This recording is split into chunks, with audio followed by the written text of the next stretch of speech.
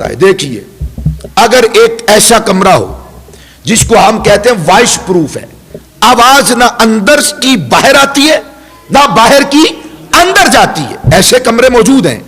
قبر اس سے کہیں زیادہ، سینکڑوں گنا زیادہ وائس پروف ہے۔ باہر کی آواز اندر نہیں جاتی، اندر کی آواز باہر نہیں آتی، وہ ہمارے کمروں سے زیادہ محفوظ ہے۔ مگر قرآن و سنت میں غور و فکر کریں تو معلوم ہوتا ہے کہ اندر والے کو اوپر چلنے والوں کے قدموں کی آہٹ کی آواز اندر آ جاتی ہے،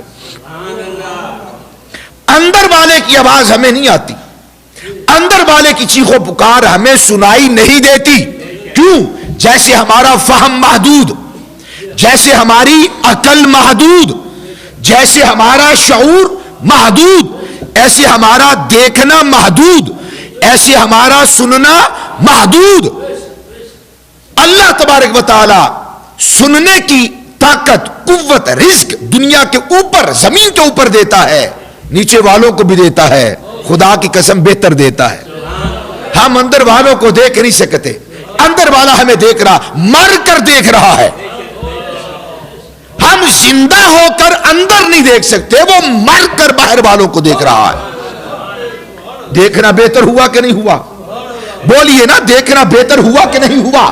ہم حیات، ہم زندہ، ہم وہ پنجابی میں کہتے ہیں پھنے خان، کوئی کیا کوئی کیا کوئی کیا، کسی کے پاس کیا قدرت، کیا صلاحیت، کسی کے پاس جناب علی کون سا فن، ماہر فن ہے یہاں کائنات کے اندر، مگر بڑے ذہین ہو کر، فتین ہو کر، شاطر ہو کر، لائق ہو کر، فائق ہو کر، کامیاب ترین ہو کر اندر نہیں دیکھ سکتے۔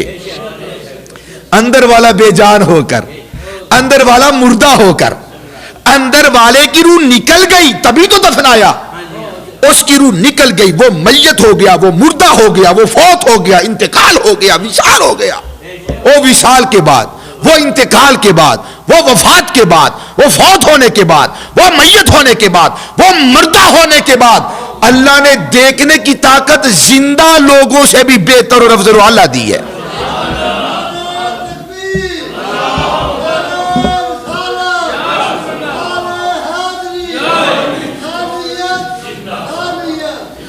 اللہ کے بندو، جب ہماری صفوں میں بیٹھنے والے ہمارے بھائی، توجہ، ہماری صفوں میں بیٹھنے والے ہمارے بھائی، ہمارے ہاتھوں میں کھیلنے والے ہمارے بیٹے اللہ کی راہ میں شہید ہو جائیں تو اللہ فرماتا ہے انہیں مردہ نہ کہو۔ جن کے وجود کی پرورش آپ نے اور میں نے کی، اپنے بچوں کی پرورش ہم نے کی، انہیں کھلایا ہم نے، بظاہر انہیں پلایا ہم نے، ان کی دیکھ بھال کی ہم نے، پڑھایا لکھایا ہم نے، کسی پوسٹ پر پہنچایا ہم نے، پھر وہ شہید ہو گیا۔ اللہ پاک فرماتا ہے اپنی صفوں میں بیٹھنے والوں کو اپنے جیسا نہ سمجھو۔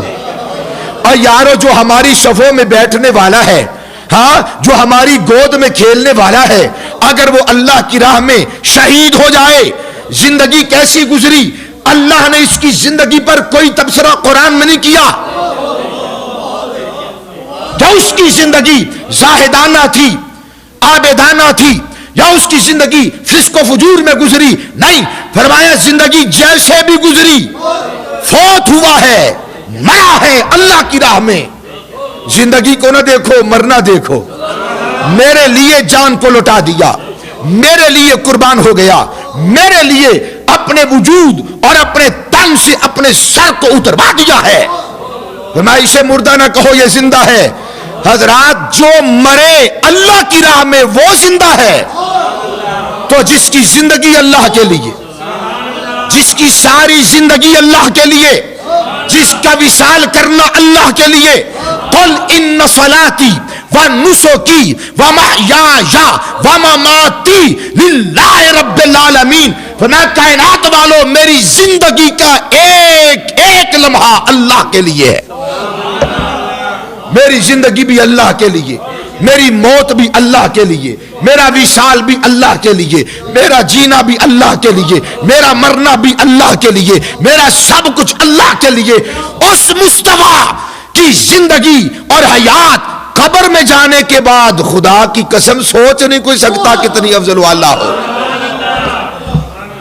پھر جو ہماری گود میں پلا، ہمارے آنگن میں پلتا رہا، ہمارے گھر کے صحن میں کھیلتا رہا، اللہ کی راہ میں شہید ہو جائے تو اللہ فرماتا انہیں مردہ نہ کہو، وہ زندہ ہے، تمہیں شعور نہیں ہے.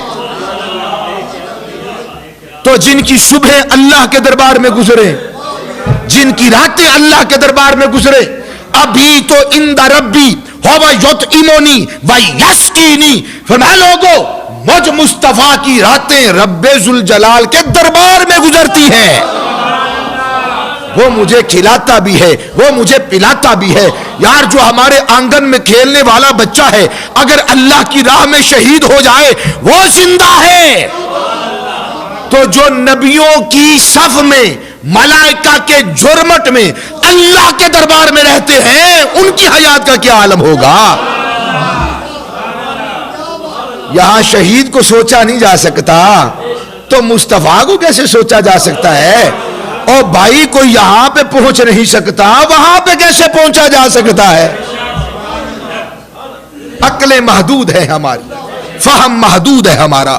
مصطفیٰ جان رحمت نے اسی لیے فرمایا